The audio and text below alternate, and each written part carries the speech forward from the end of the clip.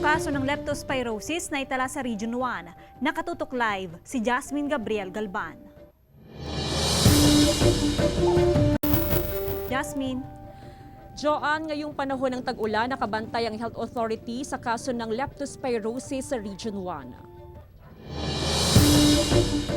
Napapadalas daw ang paglipanan ng daga sa bentahan ng bakal na ito sa Barangay Salay, Mangaldan, Pangasinan. Bagamat maingat ang pamilya, hindi pa rin sila kampante, lalo pat iba't ibang sakit ang dala ng daga, lalo na ang leptospirosis. Wala silang nai-stock na tubig dito sa akin kasi na-drain na lahat. Sa taas nito, kung makikita mo, naka-drain na. Pagkatapos ng ulan, wala na.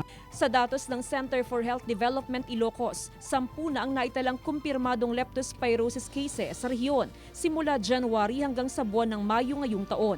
Mas mababa ng 41% kumpara sa kaparehong panahon noong nakaraang taon na umabot sa 17 kaso. Isa ang naitalang namatay. Masakit na po na ito. Yung binabantayan po natin, no? Dahil tumataas po yung kaso ng mga diseases na ito every rainy season po.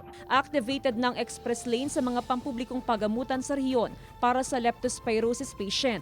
Pero dahil pa rin sa banta ng COVID-19, kailangan na dumaan ang lahat ng pasyente sa triage area para sa screening. Ayon sa Health Authority, karaniwan sa tinatamaan ng leptospirosis ang mga lumulusong sa baha na may sugat o di kaya napasukan ng kontaminadong tubig sa mata, ilong, tenga at bibig.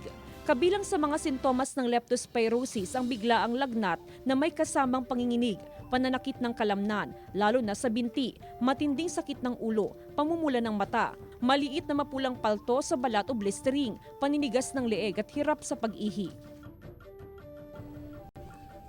Joanne, sa record ng Center for Health Development Ilocos, mga probinsya ng Pangasinan at La Union ang nakapagtala ng leptospirosis cases sa nakalipas na 5 buwan. Sa probinsya ng Pangasinan ay bumaba ng 33% ang kaso sa una at ikalawang quarter ng 2022. Last year kasi ay 9 na kaso lamang ang naitala sa parehong panahon. Samantala, bukod sa leptospirosis ay binabantayan din ng Health Authority ang iba pang sakit sa panahon ng tag-ulan gaya na lamang ng dengue at ng diarrhea na kabilang sa waterborne diseases. Joanne?